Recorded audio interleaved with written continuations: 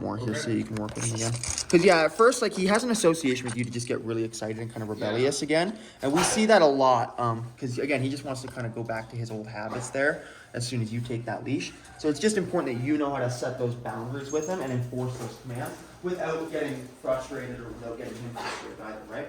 Okay, buddy? So we're going to walk up to our bed. I'm going to get eye contact. Tater, place. And then I'm going to say place and point to my bed. We're going to work on being able to send him farther and farther away from my bed. Once he's on the bed, he's expected to just stay there. I don't use a stay command or like a wait command or anything. We simply use our command, and then it's implied that you stay there unless we release you with either another command or a release cue. So unless I give him another command right now, he's expected to stay in that position. So I can say Tater down, and I can point downwards. Now if he doesn't do it, I would say no, Tater down, and then I would repeat my command. No, down. Each time there I say no, I'm bumping on the e-collar, I'm tapping the e-collar. So I say the command, then I say no, and I correct on my e-collar for non-compliance, right? Then I repeat the command. If I sensed he was confused there, I would probably have helped him with the leash or something, but the level was just not high enough, because you could tell, you can barely even tell he's actually responding to the e-collar, but if you know what you're looking for, you can tell. Like in those situations though, I don't want him to like jump up with like I don't want him to jump out of his skin because I bumped him too on the e-collar. So that's like a level 30 right there, and that's where we're going to stay for the moment, but I might turn it up or down depending on his response. Good boy. I like that he settles on this bed, and that's kind of what we're trying to shape, is that just natural kind of like you go to your bed, you just lay there and fall asleep. When you do the crate, do you put anything in the crate? Yeah, we'll put like a, so... I got one of those, when I first got it, I got one of those Kong like beds that are made for the crates. Chew one up? Who destroyed it. Man, I don't think he's actually chewed any of the beds up that we have here, but I think it was the peeing that was part of the issue. I was taking the beds out, but I do think he has in there right now a blanket. But if he does pee or anything, then we just have to kind of change it. I don't like to leave him in a crate without like any kind of padding, just because his size, it could be bad for the joints and stuff, and he'll get sores real quick. So like whatever you can do to put something in there that's a little more padded, I think would be helpful. We just, those comp pads are usually what I go with, and we'll pull him back in his crate and see what he does with it. It's like, for me, it's usually about, like right now, his association with the crate is pretty good. He goes in there and he usually settles pretty quickly, right? If he's not settled, I usually find he's either, you know, it's either first thing in the morning he hears me moving, so I just tell him quiet and he usually settles, or he actually does have to go potty, so I just let him have to go potty during that situation, then bring him back into the crate kind of thing. But yeah, like he'll go in the crate and he'll settle, he'll sleep through the night and stuff like that. He does really well. We've left him in the crate while we've gone out and stuff to work with other dogs and whatnot. We've come back and he's been perfectly fine. And it's just a wired kennel, so nothing extreme. An extra large wire. That's what I have. Yeah. And is it still good shape? He doesn't destroy it. It was the kennel itself was in good shape. It's just if I put anything in there with him. Yeah. So we'll put a comment back in there and see if he starts playing with it. If he does, we might give him a zap on the e-collar there to correct that behavior. If it's a problem, then we just won't put anything in there. We'll get creative with it, and we'll kind of go from there. But I would be striving to be able to put something in this crate. Like I said, like with the destructive tendencies we had, like we haven't really seen a whole lot of that. But even him just starting to chew the leash there at the beginning of our session, I haven't really seen that a whole lot from him either. Since maybe the first couple days. So again, it's just kind of him going back into those old habits of, again, probably an association of anxiety and just stress, like not stress I shouldn't say, but anxiety like when you're present and excitement, and he just needs to displace that into something else like the chewing and stuff, right? So again, like what I did when he started chewing the leash, I said no. I don't even think I said no, I just bumped on the collar. Similar to like our counter surfing situation. I don't want him to necessarily think it's just me saying no. I want him to think whatever he's putting in his mouth is spicy kind of thing, right? So if it's furniture, whatever the case might be, well, that's his dog. Who is it? So it's like if he's if he tries to eat a piece of furniture or something, right? These are situations you may individually need to set up at home yourself, right? So it's like, first of all, management 101 with a puppy his age, he just shouldn't be out in the house without you around, right? Like you said, he's not doing this stuff when you're not around. Really, there's no reason that he should be out free without you somewhat present, right? Like if you need to run aside for a minute to go take something out to the trash or something, he should be able to stay on his bed and just maintain that position and not worry about it. But I even tell clients, like with a dog this age especially, but even older dogs once they go through a program, if you even have to shower for 15, 20 minutes, I think, put them in the crate for that time, right? That's where you're using your crate throughout the day to create some structure and just to say like, hey, you can't just be doing your own thing, right? really got to set those boundaries with a young dog. And I tell people up to 1.5 to 2 years of age, you're going to be using that crate a lot, kind of thing, right? Until you can really trust them outside of that crate, and you've done your like setup. So you've left the apartment with your little baby monitor, and you've hung outside in the parking lot with watching, and to see what he did, right? If he just curls up on the couch and lays down, go back inside, tell him good boy, and you can start to leave him alone for longer periods of time. But if the first thing he does is he goes and tries to jump on your door or start eating at drywall, you're going to want to correct that stuff, right? And see then what does he do? Does he go lay down on the couch now? Wait 20 minutes, wait 30 minutes, then extend that. I mean, it can be a bit of an exhausting process with that, but I do tell people it usually doesn't even take that much effort, because like once they have that structure, once they've matured a little bit and grown up, and they're, you know, you'll know that they're ready to let them out kind of thing, and get out, they're good, right? But it's, if you let them out right now, like he's already just has no sense of being calm, no sense of really relaxing with it, like with you in your presence or without, right? So the first step is get them to relax with you present and away from you, like on your place beds and stuff, right? Or in the crate while you're in a different room and stuff, right? That's kind of the way I typically will do that. And so that structure is going to be the biggest thing for them, I think, next to the commands that we taught, right? So back to the commands. So if I want to release him, I'll say, Tater, break. And his break command is his release cue. And it just means he can literally go do whatever he wants. Just a second. Hey, Clara, quiet. It's a madhouse here with dogs all the time. It's not usually this bad. Honestly, I would say though, the last 2 weeks have kind of been the worst it's been in life since I really started the business. Like, he was pretty noisy the first few nights. Honestly, like the first few nights he was pretty noisy. I kind of figured him out though, and he's been really good through the nights and stuff now. But then we got another dog in that has like some severe crate anxiety. Yeah. This husky doesn't usually whine like that. So yeah, it has been a little bit madness lately, but usually it's actually pretty chill considering there's like 12 dogs. It's not that bad. Yeah. Sit. Place. So I say the command and then I guide him to it. And I say the name first. Tater, down, which I did not do in this option. Using that leash to guide him into that down. Okay. We want to make sure we're giving the command first, then we're using that leash or using the e-collar to help him, right? So if I say Tater, come. Good. Sit. No. Good. So like if I say sit and he doesn't sit, I'm going to wait about a half a second. If he doesn't respond, no. Then add my correction, whatever the correction might be, right? Tater, come. Sit. Good. Just get him back to that. Sit. Heel. The heel command is his walking command. So if I say heel, it means he should follow my left leg. And if I need to give him a couple of pops on the e-collar or the phone collar, I'll do that. And we're still working on his off-leash stuff, so we're not quite there yet. But by the time he's done here, he'll be able to heel like really nicely off-leash and cool. Yeah, I guess he's still got another week. Oh yeah, it won't. I mean, I shouldn't say we haven't worked on it much, but I just wouldn't trust dropping it right now. Yeah. We'd run over to you and start blowing things off. But like as you can see, like there's really not a whole lot of guidance good boy needed with the leash. As long as he's in that heel command, then we can kind of guide him along, right? But if he starts to wander off from the command, I'm going to mark that with a no, and I'm going to correct either an e-collar or with a prompt, and then repeat my command. I do use help with the form of a leg pat heel. That's just let him know where he's supposed to walk, right? And then I can go stop, Tater to sit. Good. I don't know why he's sitting on these downs. That's a new thing he's doing right now today. But I'm not really like super against it, but at the same time, I prefer he sits when I say sit, and down when I say down. No. Good. So marking the no, adding that correction. Heel.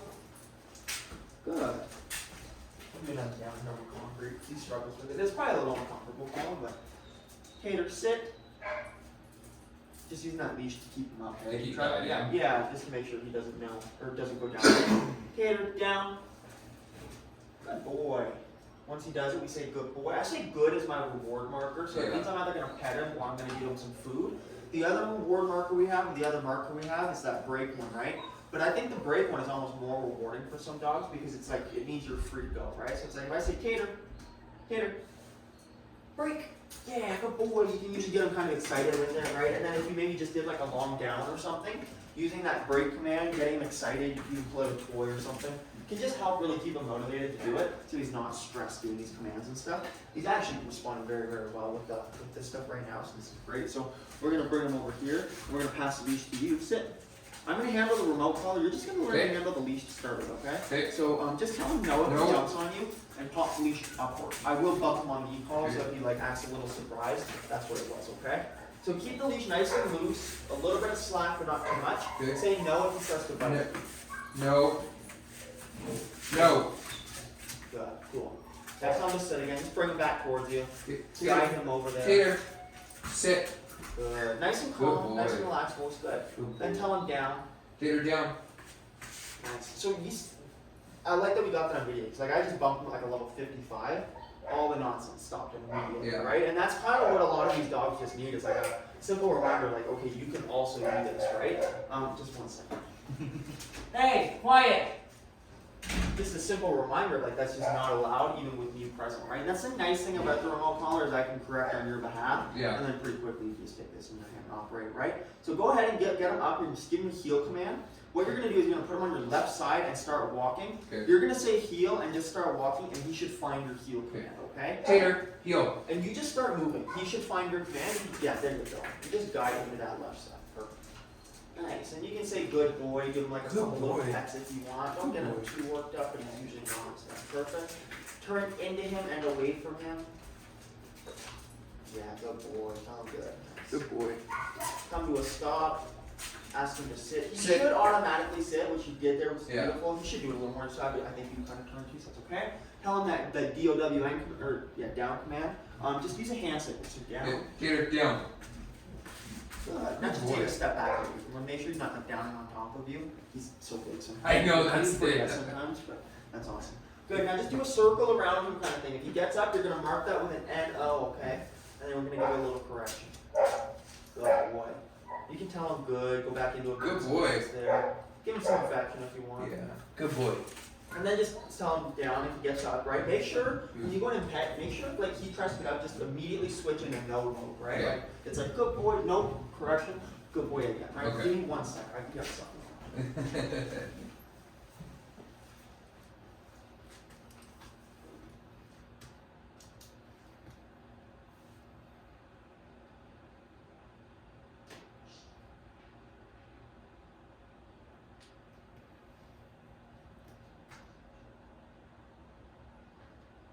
So I walk in there and everybody's just chill. And everyone's Everybody fine. looks like they're all sleeping. It's like, I don't know what it was.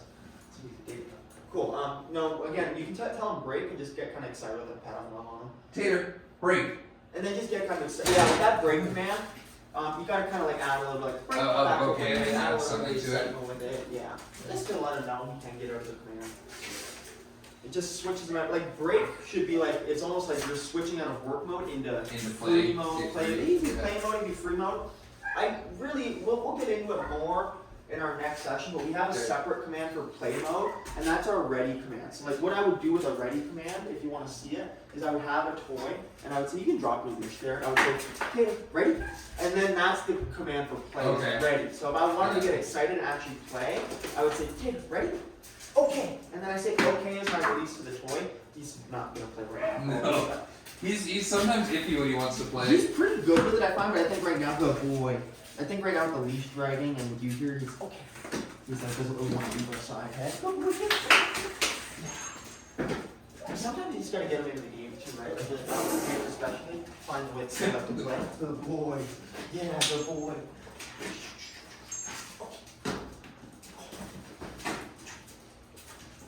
Good boy.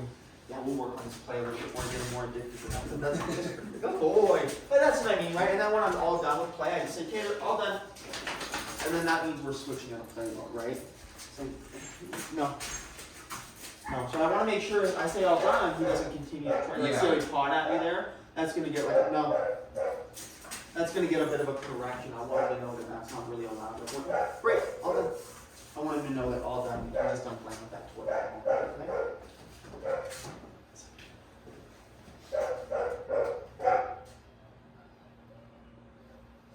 You just don't know who it is.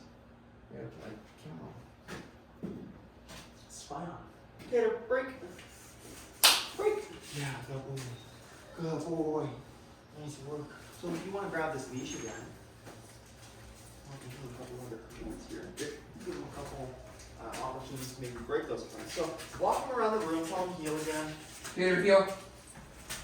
Doing some nice healing with them. Once you come up to that bed, you can give him that place command. Like just kind of walk towards the place command, say his name, and then make sure you give that place command. Okay. Tater. Place. Good. Good boy. Tell him to down. Tater, down. Nice. Yeah, I give him some time on that bet, especially because it's so big versus small. Good boy. Now just walk away from it. Now what you should be able to do is that toy, go up there, grab that and just pick it up and just toss it around. If he gets off the bed, you're gonna mark that with a no. You're just gonna say no kind of firmly. And what you're gonna do is you're gonna kind of step towards him, right? If he gets off, you just step towards him kind of abruptly. Okay. Just like that, right? And he should back up away from you. Not even that quickly. You can just kind of do a gentle step towards him. Honestly, he's pretty sensitive to that kind of thing. But that's, you're just gonna let him know, good boy. Not say good, Good go boy. to the pet. Good Yeah, keep boy. a pet even, right? Just tell him no, down. Down. Say nope. No. Now grab his leash. Give it a pop. Now bring him back to the bed and say place. Place. Good. Down. Say no. No. Now say down. Down. Good, there you go. Good So I boy. bumped him on the e-collar there. Level 15 though, so that level's going down a bit because he's not so excited right now, okay? Right. Grab that ball again, just toss it around, kick it around. Do some other things that you think might get him to kind of trigger off of the bed. And just be ready to say no. The moment you say no, you want to be ready to get him back on that bed. Whether that's going to grab his leash, or bumping on the e-collar. I say Tater, no. Place. very well. That was much better. Sit. Or down. Yeah, good. I said, Good boy. I said when you use that spatial pressure, I said to do it kind of like abruptly, like no. Yeah. I would do it abruptly because like the way he responded to you, you were pretty calm. It was still good. He did back up, and you saw he kind of like stood there until he got right up into his space. Okay. If you're a little more assertive with that, I think he's gonna jump right He's back gonna on jump there, right and he's gonna back. stay back on there. I just don't want to like he can be a little sensitive to that where he gets a little spooked, and I don't want that obviously. Right. So kind of find a balance. Yeah, he was a very spooked dog when I first got him. Well, yeah, when you dropped him off, especially, we noticed he's done really. We took him into the pet store, or Yeah. not pet store, the hardware store, Lowe's today, Yeah. and he did really well. Like around. How's he doing in the car?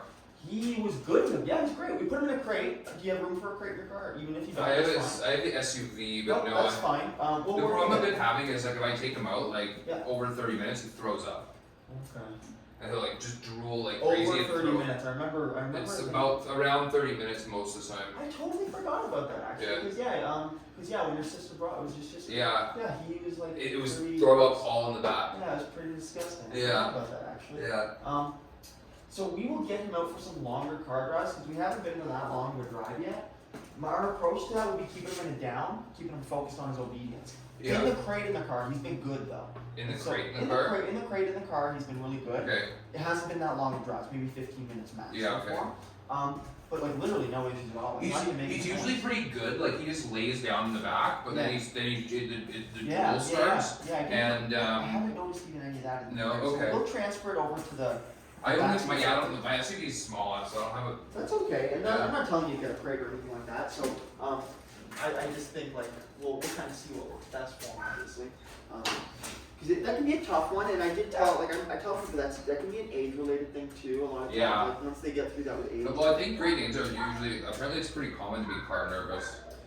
That's what I read. Nervous of everything. So, Yeah. like I mean, it's like they can be wonky dogs, right? Like in terms of like a lot like they're supposed to be like these very like great Jessica, not just No, they're goofy. They're very good. Yeah, they're awesome dogs, so they are, but they definitely come with a lot of quirks and background. Whether it be anxiety, or reactivity, Yeah. or fearfulness, whatever, right? Really good. So now just go out and release them with that break command. Tater, break. And then just back away from them. Yeah, just like that. That's perfect. Good setting. You sit. Good. Good boy. Good. Tater, so no. You really got to make Sit. sure you're setting those boundaries with him. So if he breaks that sit command, you can say no, and then pick up his leash and give it a pop and put Okay. it back in that Tater, sit. sit. Good. Nice and calm with your voice, try not to raise it or anything. Okay. Back away from him a little bit, move around, saying good. That's fine. Good. I'm okay with that. I wouldn't worry about that in a sit command really. Good. Okay. And then just say no Tater, no. and say down. Sit. Good boy. Perfect. Walk over to the place bed. And then call him over there. Say Tater, C-O-M-E. Then say Tater, place. Once Tater, again. come. Then say Tater, place. Tater, place. Perfect. Good boy. Now say break and get excited. Break. And then just get excited. And then no more commands from him. Just let him get happy. Just so he's not stressed or anything like that. Really, really well done. Yeah, he's responding actually beautifully to you doing commands and stuff like that. So I'm very impressed with that. An extra week, we're gonna get them out and stuff a lot more. Work more on that car behavior, like you mentioned. Because I honestly, I kind of